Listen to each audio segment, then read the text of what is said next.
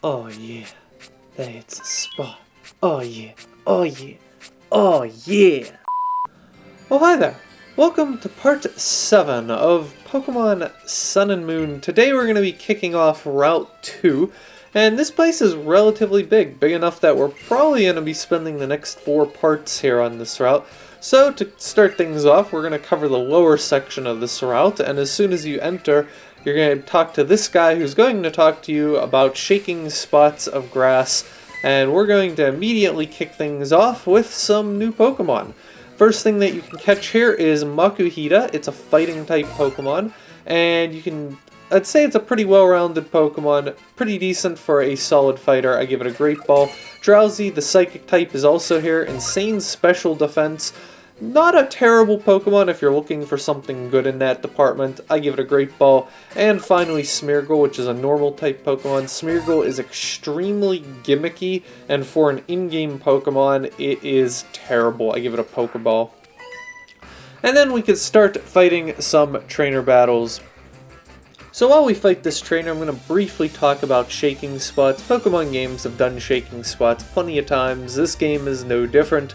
So for this game's shaking spots, the way they work is basically whenever you enter a route, there's specific patches of grass that'll have shaking spots. And if you get near them, the shaking spot will chase after you and you'll engage in a battle. Now sometimes these battles will drop items after you fight them. In Pokemon, or in this specific route, you can get orange berries and citrus berries from wild Pokemon. Additionally, the Pokemon that you find in shaking spots can be different from location to location from the standard wild Pokemon. So this area has Makuhita in the shaking spots, and then in regular grass, the other 2 Pokemon that I talked about, which are Drowsy and Smeargle, you can find. So, whew, a lot to talk about in the beginning of the video. With that being said, we can now explore the rest of the route and cover all the generic stuff. There's a heal ball down these ledges, and to the east of here is an area called Hau'oli Cemetery. I am going to give that area its own video in the next part, so we'll come back here and check that out after we're done with doing some of the Route 2 stuff. If you head up a ways on the route, you're going to come across a motel area. There's a couple of these in the game. First thing we could do here is grab a hidden repel back there, a super potion up there, and if we head up into the motel itself, there's a room in here, and the first person we talk to on the left is going to give us some nest balls. And nest balls are a unique type of Pokeball where they work better on weaker Pokemon. Weaker meaning lower leveled Pokemon. Now I went and looked at the notes. I assume this is still the same for Sun and Moon. I might be wrong if they changed the formula, but the way nest balls work is generally Pokemon below level 20 have a 3 times catch rate. Between 20 and 29 it's 2 times, and anything greater than 29 nest balls are basically the same as a Pokeball. So nest balls are really good on hard to catch Pokemon that are also low leveled. And a good example of that is actually Smeargle from this very route. Because Smeargle has a really hard to catch rate, and so much so that a nest ball would actually be very effective at catching a Smeargle. If we head over here, there is a house. For now, this house has absolutely nothing of value in it, but later on in the game we'll come back here and there'll be some stuff that we can briefly do here. I set that boy straight. That boy didn't know what he was doing, and then I got my butt kicked. Yay. Yeah, deserted house, nothing to do here at the moment. There is a few things you could look around at, and if you've actually played the game before, it's kind of interesting looking at the photo album. But regardless of that, we can now head up to the north, and there's one more trainer battle we could fight here for this part of the episode, and of course, another pre-score. And stop picking on the pre-scores. When are we gonna stop picking on the pre-scores? I don't know. Maybe when the pre-scores stop challenging us. Those smug little things.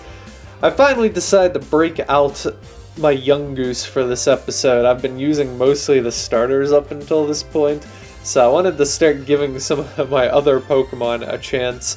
I haven't really talked too much about my Pokemon parties, but that's because I'm honestly still kind of figuring out what exactly I'm doing with my Pokemon parties. I was analyzing in between videos the teams that I have planned out, and I didn't realize this until I started doing some planning where one of my Pokemon won't evolve until right before the Elite Four, and I'm like, another one? Why did you do this to me, Game Freak? So if we head up here, you're going to come across a Delibird, and Delibird's going to be like, yo, I need you to come to the berry fields, and Rotom's going to be like, I need my berry supply kept safe. Rotom, what are you talking about? You're in a Pokedex. I guess technically Rotoms eat, but this one's in a Pokedex, so how does it eat? I don't know. And this is probably why Delibird wanted us to come. Oh god, the puns. The puns. Nana berries. Oh, why the puns? Oh, the puns. Team Skull, I don't know who you think you are, but I have no idea what makes a pile of berries particularly valuable to you. At least act a little bit afraid. Am I supposed to act afraid? You guys just don't seem that scary. If anything, you're more of a minor inconvenience. Alright, round 2 of Team Skull.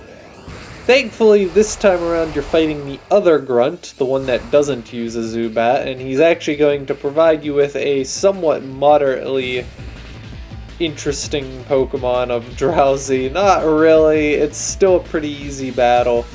Just remember, like I said, Drowsies have good special defense, so you're going to want to hit this thing hard with good attack moves, which is why the wall makes his grand appearance this episode.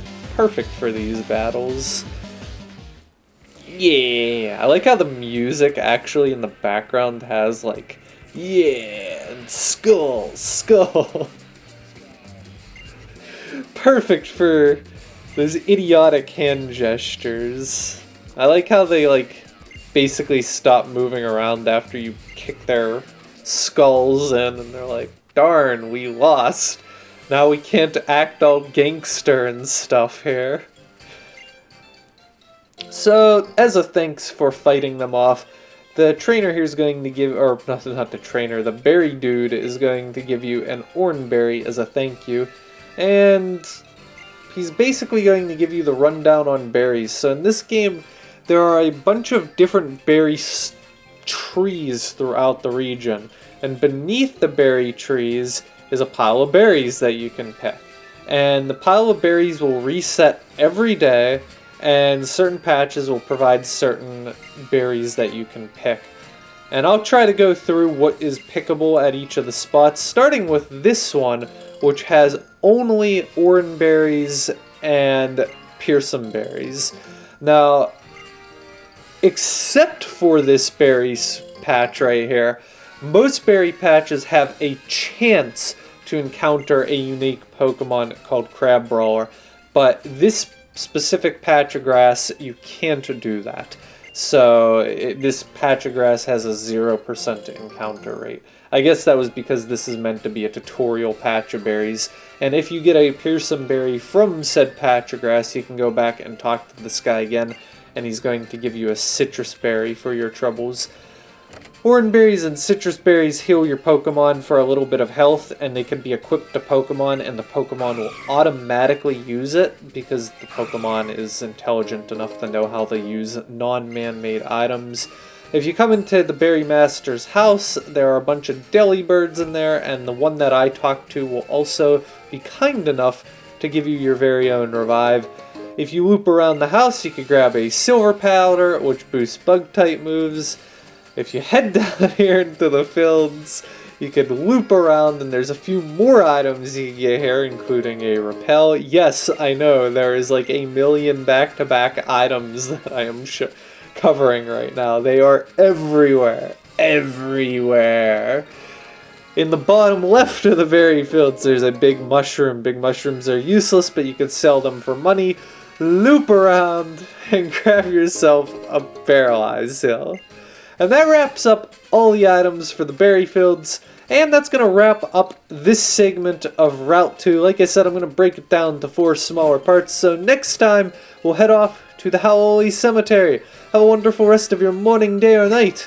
And I will see you folks next time.